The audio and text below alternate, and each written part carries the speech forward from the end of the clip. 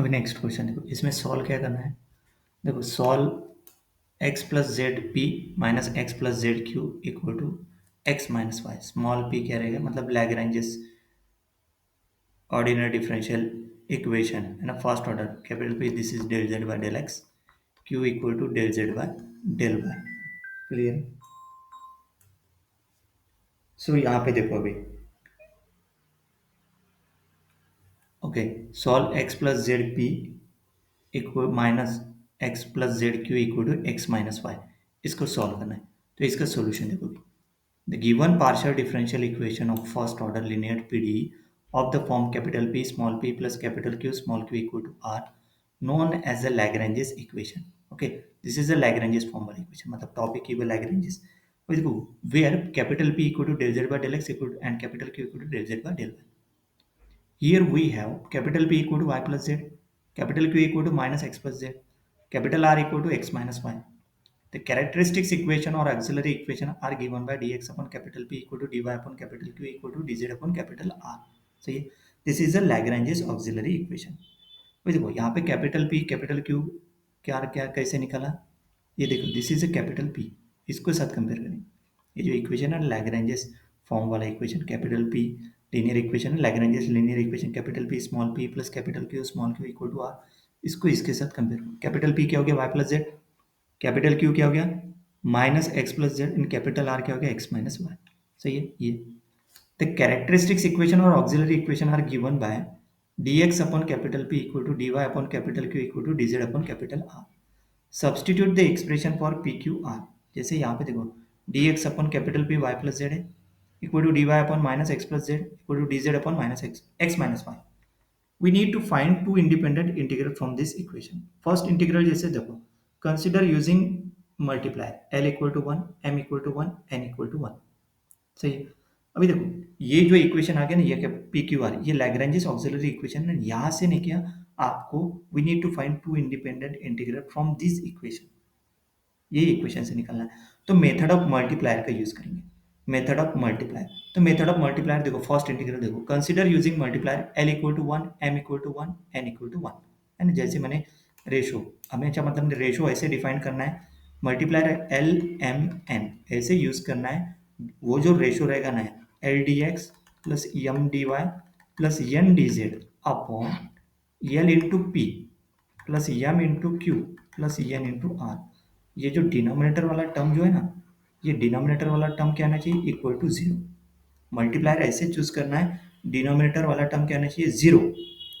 और मल्टीप्लायर ऐसे यूज करना है, फिर ने क्या कुछ कुछ एग्जांपल में अपन ने दो मल्टीप्लायर यूज किए हैं, दो रेशो फाइंड किए, फिर दो रेशो को कंबाइन करके सॉल्यूशन निकाला, है ना। लेकिन पहले तो अपने माइंड में इतना फिट कर दो कि मल्टीप्लायर आप लोगों को ऐसे चूज करना है जो इजी वे से सॉल्यूशन आ जाए। जैसे नहीं कि मल्टीप्लायर यहाँ पे 1 1 1 यूज किया, तो 1 1 1 यूज किया, तो देखो यहाँ पे जैसे 1 1 1 यूज किया, यहाँ पे देखो यहाँ पे L1 M1 मतलब रेशियो क्या बन गया वो देखो, dx plus dy plus dz upon ratio क्या बन गया वो p plus q plus r। अभी p q r पुट किया, this is p plus this is q plus this is r। देखो y plus z minus z plus x minus y, देखो पूरे cancel हो जाएंगे, राइट हैंड डिनोमिनेटर क्या गया zero, मतलब जीरो आ गया। तो ये जो न्यूमरेटर है ना, इसको डायरेक्टली इक्वेट टू क्या, डिनोमिनेटर जीरो, तो न्यूमरेटर को भी जीरो लेना पड़ेगा। सही है। For this ratio to be a finite, है ना, जीरो बाय जीरो तो फाइनाइट वैल्यू आएगी ना। तो for this ratio to be finite, denominator zero, the numerator must also be zero. तो न्यूमरेटर क्या है, d x plus d y plus d z equal to zero. अभी इसको integrate कर सकते हैं, तो इंटीग्रेटिंग बोथ साइड, तो integration of d x plus d y plus d z equal to integration of zero, मतलब constant x plus y plus z equal to c one. So this is our first integral, that is u one लेंगे। क्या लेंगे, u one को x plus y plus z, x plus y plus z. सही है। Clear है। Multiplier कैसे choose करना है आपको, ये डिनोमिनेटर जीरो होनी चाहिए। अगर नहीं आता है, कॉम्प्लिकेटेड ज़्यादा है, तो मल्टीप्लायर ऐसे यूज करो, वो जो रेशो रहेगा वो इन तीनों में से एक के साथ ग्रुपिंग होना चाहिए। अदरवाइज दो अलग अलग मल्टीप्लायर लेंगे, दो अलग अलग रेशो डिफाइन करेंगे। जैसे कुछ एग्जाम्पल में यूट्यूब पे मेरे चैनल पे दिए है, दो मल्टीप्लायर लिया, फिर दोनों का एक साथ ग्रुपिंग करके सॉल्यूशन निकाला है। सही है। दो मतलब रेशो लिया है। सही। अभी देखो नहीं, सेकंड इंटीग्रल देखो, अभी सेकंड इंटीग्रल देखो, consider using multiplier x y z. सही है। अभी इसमें डिनोमिनेटर जीरो आया क्या?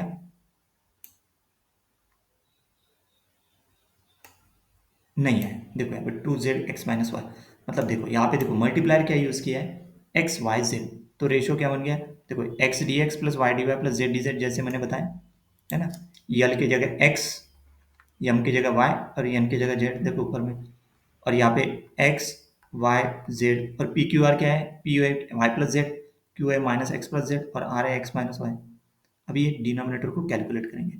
सो डिनोमिनेटर को यहाँ पे कैलकुलेट किया, देखो यहाँ पे x y plus z minus x y x plus z x minus y, तो x y plus x z minus x y minus y z plus x z minus y z equal to क्या गया, two x z minus two y z equal to two z x minus y. सही, ये आ गया two z x minus y आ गया।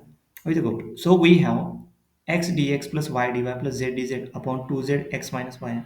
Now equate this with the last ratio. ये जो है ना, इस ये जो नया रेशो अपन ने मल्टीप्लायर से जो निकाला, इसको किसके साथ इक्वेट करेंगे?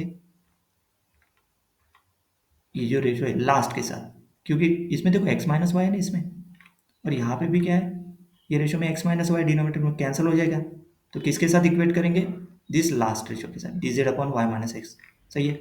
मल्टीप्लायर ऐसे ही चूज करना, जैसे मैंने बताया ना, मल्टीप्लायर ऐसे एक्स वाई जेड जैसे मल्टीप्लायर यूज किया है, इन तीनों में से एक के साथ इक्वेट करके और ग्रुपिंग करके इजी वे से सॉल्यूशन आनी चाहिए, उस तरीके से मल्टीप्लायर यूज करेंगे। सही है, मतलब ये रेशो आ गया, ये रेशो, उसके साथ now equate this with the last ratio of the characteristics equation, मतलब वो लैग्रेंज ऑक्सिलरी इक्वेशन जो है d z upon x minus y.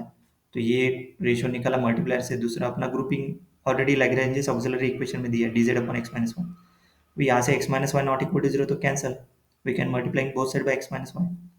तो x d x plus y d y plus z d z upon two z equal to आ जाएगा upon two Z आएगा ना, यहाँ पे टू जेड और यहाँ पे d z upon x minus y. तो एक्स माइनस वाई कैंसिल हो गया, तो एक्स डी एक्स बचा plus y d z plus z d y equal to two z d z.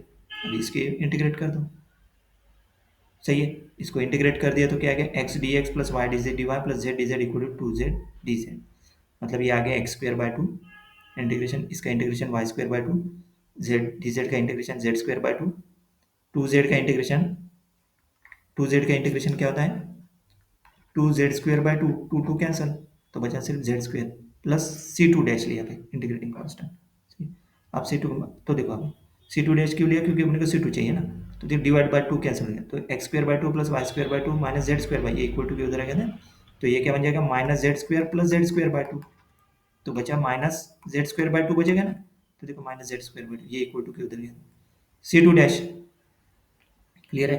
अभी मल्टीप्लाइंग बाय टू करो इसको, तो ये हो गया टू टू यहाँ से कैंसल, तो x square plus y square minus z square equal to two c two dash, तो this is equal to c to.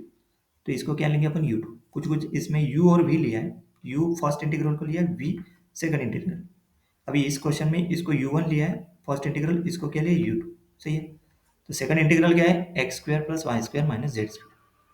The general solution for PDE is given by phi of u1 comma v1 equal to 0 और phi of u comma v, u first integral v second integral, जैसे इस question में क्या लिया phi of u1 लिया first integral और u2 लिया second integral. सही है, phi is any arbitrary function, substitute करो u1 और u2, u1 क्या है x plus y plus z और u2 क्या है x square plus y square plus z square equal to zero. This is general solution. Solve करने के बाद ये हुए फाइनल आंसर।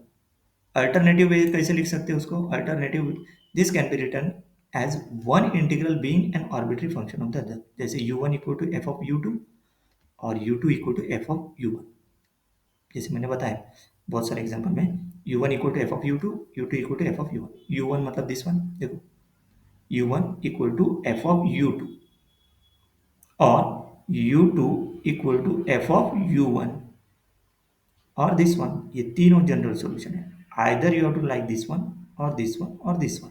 क्लियर। नेक्स्ट